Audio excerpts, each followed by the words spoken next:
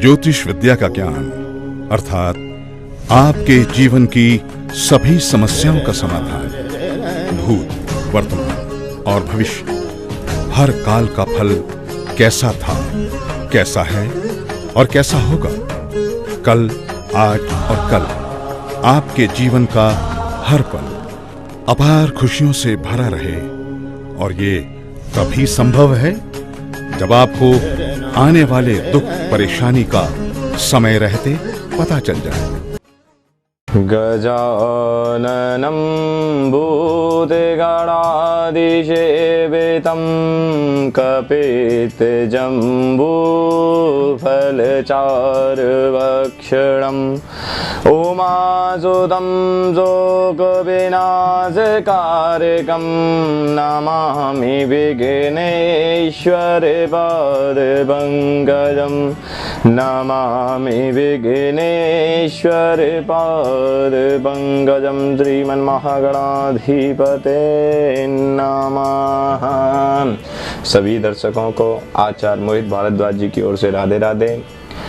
आज हम चर्चा करेंगे कि मांगलिक दोष क्या है, मांगलिक दोष से क्या क्या हमें अशुभ फल शुभ फल प्राप्त होते हैं, मांगलिक दोष किस प्रकार से हमारी जन्म कुंडली में पाया जाता है। चे के पिताजी बोल रहे थे कि हमारे बच्चे का जन्म मंगलवार को हुआ है, क्या पंडित जी वह मांगलिक है?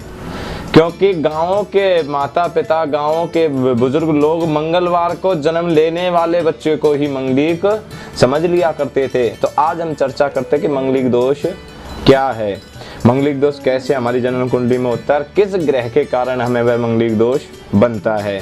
तो इसी प्रकार अगर आपकी जन्म कुंडली है तो आप उठाकर सामने बैठे कि कहते हैं कि लगन 1, 4, 7, 8, 12 लगन से भाव जो होते हैं, अंकों को नहीं देखना, आपको भावों को देखना है। लगन वाले भाव को पहला स्थान कहा जाता है। इसी प्रकार लगन से 1, 4, 7, 8, 12 अगर प्रथम स्थान पर मंगल ग्रह विराजमान हो तो वह जातक मंगलिक कहलाया जाता है।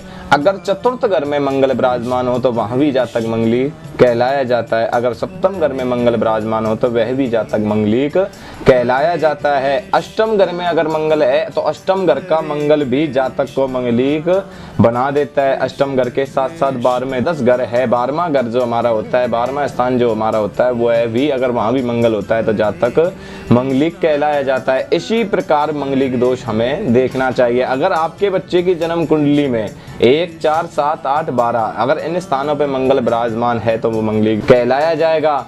आजकल कहते हैं कि राहु के द्वारा मंगलिक दोष कम हो गया, पंडित जी ये तो आंशिक मंगलिक है, पूर्ण मंगलिक नहीं है। ये सब गलत है, इस चीजों को मैं नहीं मानता, ये सब चीजें बिल्कुल गलत हैं। अगर आपका बच्चा मंगलिक है तो मंगलिक है। मेरे जीवन में मैंने आज तक देखा है कि अगर आपकी लड़की मंगलिक और आपने बिना लड़के मंगलिक के साथ शादी कर दी तो जरूर उसको किसी ना किसी प्रकार का कष्ट आएगा। तो इसी प्रकार हमें मंगलिक दोष देखना जरूरी होता है और मंगलिक बच्चे की शादी मंगलिक ही लड़के या लड़की के साथ शादी करनी चाहिए। मंगलिक दोष सबसे ज्यादा हानिकारक होता है 7वें घर का, 8वें घर का और 12वें घर का। पहला और चतुर्थ घर का मंगल इतना हानिकारक नहीं होता, फिर भी 7वां, 8वां और 12वां यह 3 घरों का मंगल सबसे ज्यादा हानिकारक होता है। और 7, सप्तम घर और अष्टम घर का मंगल तो ये समझ लेना कि आयु पर 100% आपके पति की आयु पर फर्क पड़ेगा, या फिर आपका विच्छेदन कराएगा, तलाक आदि करा सकता है, आपकी दूरी बना सकता है, आपको गृहस्थ जीवन में सुख प्राप्त नहीं करा सकता, आप किसी बीमारी को लेकर परेशान हो सकते हो, आप संतान की ओर से परेशान हो सकते हो। तो मंगल किसी भी प्रकार से आपको परेशानी दे सकता है। तो मंगलिक ग्रह के बारे में, मंगल ग्रह के बारे में जानना हमारे लिए कठिन नहीं है। अगर आपके बच्चे की जन्म कुंडली है तो आप एक बार हमारी संस्था पर आएं और अपने बच्चे की जन्म कुंडली में यह देखना जरूरी है कि आपका बच्चा मंगलिक है या नहीं है। कभी कभी देखा गया है कि मंगल जातक की कुंडली में मंगल ग्रह जो है नीच राशि का होता है। कर्क राशि में जब चतुर्थ राशि में मंगल ग्रह आता है तो उसमें वह नीच का कहलाया जाता है।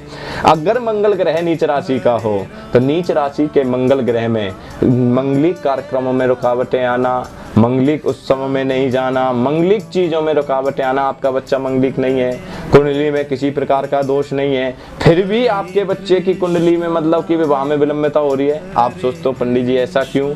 ये मंगलिक भी नहीं है, इसकी कुंडली में कोई ऐसा कोई दोष भी नहीं है, फिर ये इसके विवाह में क्यों देरी हो रही है? क्योंकि विवाह शब्द जो है वो मांगलिक कार्यक्रम है, वह शुभ कार्यक्रम है, अच्छा कार्यक्रम बताया जाता है, मांगलिक तौर पर मांगलिक त्योहार बताया जाता है। अगर वही मंगल ग्रह अगर कुंडली में नीच का बैठ जाए तो ऐसा जातक बहुत ही कम ऐसे सुख को प्राप्त कर सकता है। ऐसा सुख उसके जीवन में बहुत ही कम आता है तो लंबी उम्र में जाके आता है। तो इसीलिए मंगल ग्रह के उपाय करने चाहिए।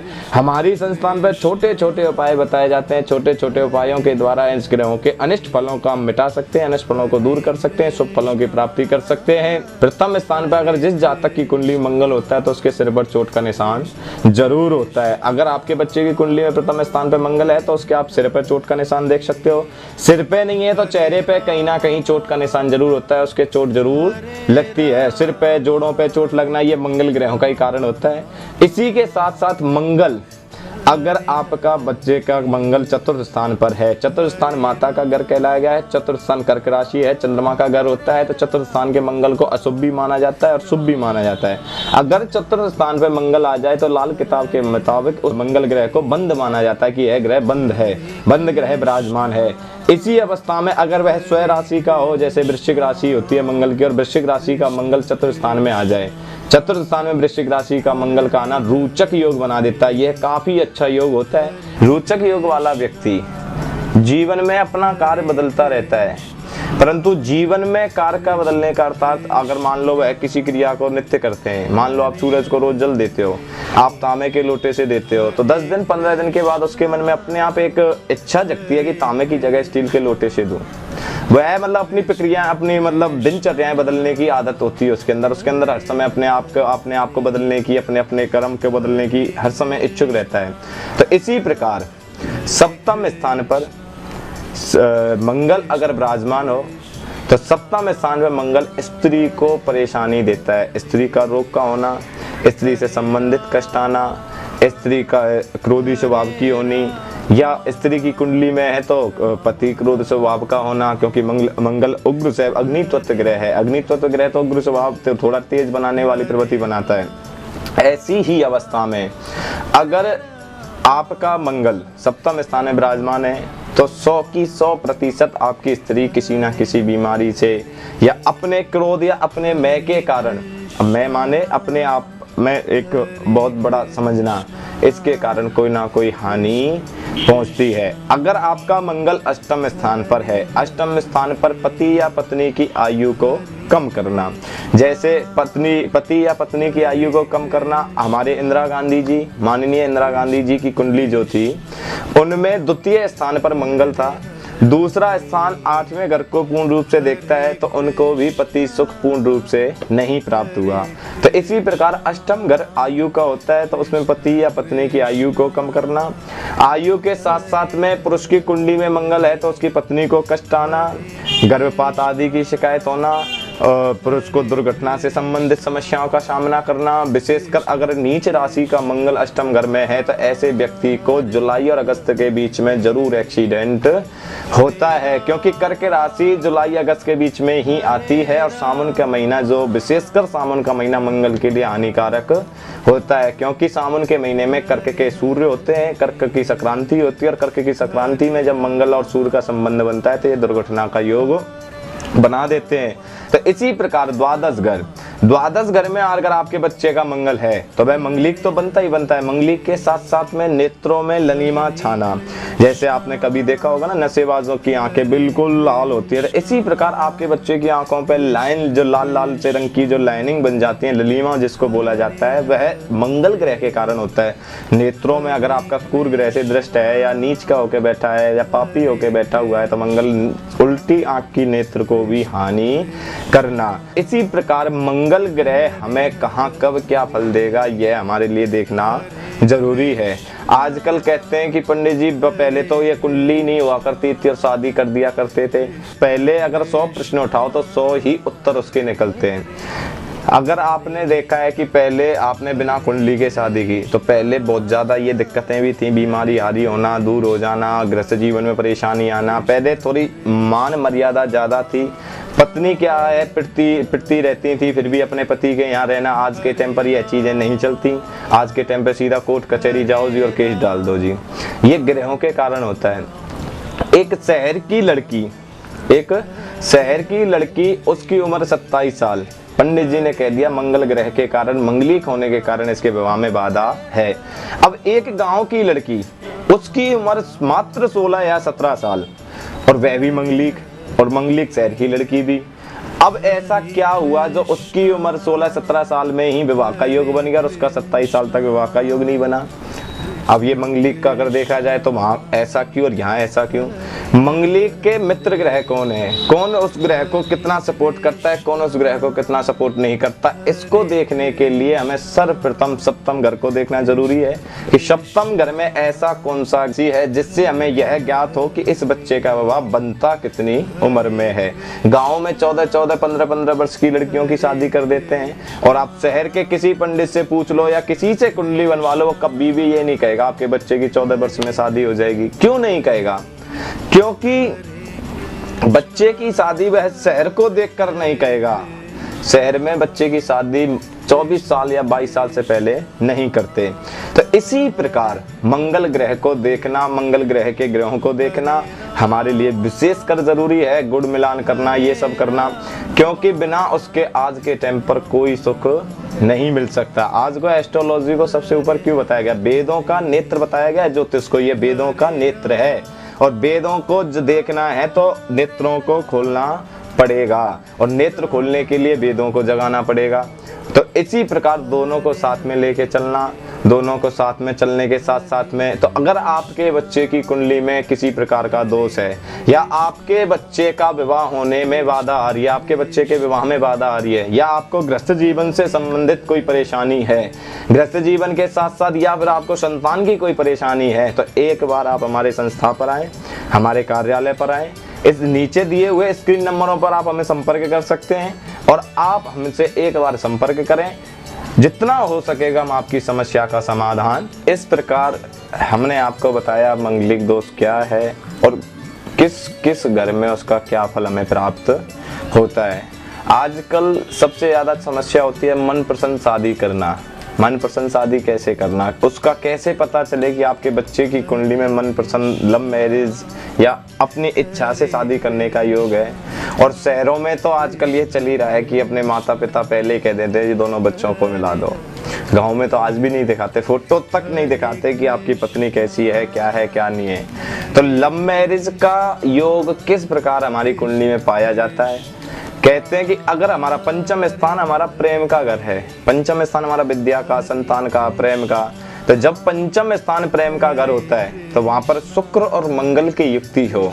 शुक्र स्त्री का रूप है, मंगल पुरुष का रूप है। इन दोनों अगर शुक्र के साथ में पुरुष ग्रह की युक्ति का होना और विशेषकर मंगल की युक्ति का होना, ऐसा बच्चा जरूर प्रेम प्रसंगों में एक बार तो फंसता है। तो इसी अवस्था के लिए हमें यह देखना, अब भी आपको संकेत करने की ज़रूरत है, आपको मतलब देखने की ज़रूरत है कि कहीं आपके बच्चे की कुंडली में तो इस प्रकार का दोष नहीं है, या इस प्रकार का दोष होने के साथ साथ भी आपका बच्चा धोखा खा जाता हो। क्योंकि मंगल और शुक्र का संबंध होने से प्रेम योग तो बना, परंतु उन पर अगर राहु की, शनि की या सूर्य की दृष्टि पड़ी तो वह विच्छेदन योग बन सकता है। ऐसे बच्चे को प्रेम से संबंधित कष्ट आ सकता है, लव मैरिज में कष्ट आ सकता है, शादी के बाद उसको गृहस्थ जीवन में भी कष्ट आ सकता है। तो इसी प्रकार लव मैरिज का या लव मैरिज में शुक्र अगर कहीं भी द्वादश घरों में पुरुष ग्रह के साथ विराजमान होता है तो भी यह योग दिखाई देता है, पर विशेषकर पंचम घर से ज़्यादा दिखाई देता है, द्वितीय घर से ज़्यादा दिखाई देता है, द्वादश घर से ज़्यादा दिखाई देता है, और एकादश घर से ज़्यादा दिखाई देता है। एकादश घर में ज़्यादा दिखाई देता है क्योंकि एकादश घर की सीधी दृष्टि पंचम घर में आती है। पंचम घर में आने के साथ साथ पंचम घर प्रेम का घर होता है, और इसी अवस्था में प्रथम घर में अगर शुक्र हो और उसके साथ में मंगल हो तो वह संपूर्ण रूप से सप्तम घर को देखते हैं। और सप्तम घर को जब देखते हैं तो शुक्र क्या है कि सुंदरता को बढ़ाता है, और विशेषकर कन्या की कुंडली में ऐसा शुक्र हो तो ऐसी अवस्था में ऐसी कदम जातक उठा सकता है, उठा सकती है। तो इसीलिए यह देखना जरूरी है कि आपके बच्चे की कुंडली में कहीं इस प्रकार का दोष तो नहीं है। हम अपने हर प्रोग्राम में, हर एपिसोड में यही बताते आए हैं कि आप अपने बच्चे के प्रति जागिए। आपके बच्चे के अंदर ऐसा तो कोई दोष नहीं है जो आगे आपको देखना पड़े, आगे आपको उसको झेलना पड़े, इसीलिए उस चीज़ को पहले ही करने की कोशिश करो। आप हमारी संस्था पर रहो, संस्था पर आने के साथ साथ आपकी हर समस्या का समाधान होगा। समस्या के समाधान के साथ साथ में आपको राय भी दी जाएंगी कि आपको क्या करना चाहिए, क्या नहीं करना चाहिए। तो इसी प्रकार हमें यह देखना जरूरी है कि हमारे बच्चे की कुंडली में कौन सा ग्रह कहाँ विराजमान है और उससे हमें क्या फल प्राप्त होता है। इसीलिए हमें यह देखना जरूरी है कि हमें क्या करना है, क्या नहीं करना, और आपके बच्चे को किस क्षेत्र से संबंधित पढ़ाई पढ़ानी है, किस क्षेत्र से संबंधित पढ़ाई नहीं पढ़ानी। एक कुंडली में 12 घर होते हैं और 12 घरों में हमारा संपूर्ण जीवन होता है। संपूर्ण जीवन में पूर्ण रूप से हमें कौन सा फल कहाँ प्राप्त होना है, यही हमें देखने की जरूरत है। तो इसके लिए हमें 12 ग्रहों को ढूंढना जरूरी है, 12 ग्रहों में बैठे हुए ग्रहों को देखना जरूरी है। तो टीवी शो के माध्यम से हम आपको ज़्यादा नहीं बता सकते, इसीलिए आप हमारी संस्था पर आएं। दिए हुए नीचे स्क्रीन नंबरों पर आप हमें संपर्क करें, आपकी समस्या का समाधान जरूर होगा। तो इसीलिए हमने अपनी संस्था का नाम क्या रखा है कि समस्या आपकी, समाधान हमारा। आज मैं अपनी वाणी को यहीं विराम देता हूँ और आगे कल भी इसी समय, इसी वक्त, इसी चैनल पर मैं आपको किसी ना किसी दोष या किसी ना किसी योग के बारे में जरूर बताऊंगा। जय श्री राधे, जय श्री कृष्ण।